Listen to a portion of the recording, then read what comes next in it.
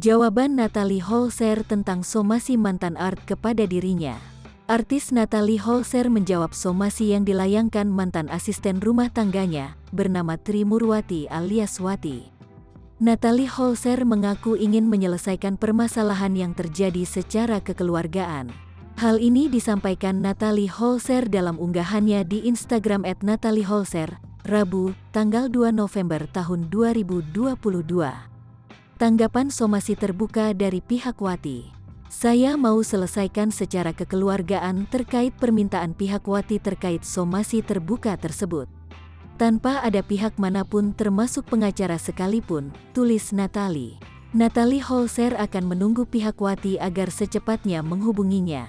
Hal ini lantaran nomor kontak dirinya telah diblokir oleh Wati. Untuk waktu dan tempat saya persilakan Saudari Wati dapat menghubungi saya langsung. Saya tidak bisa menghubungi nomor HP Wati karena diblokir, terima kasih, tulisnya.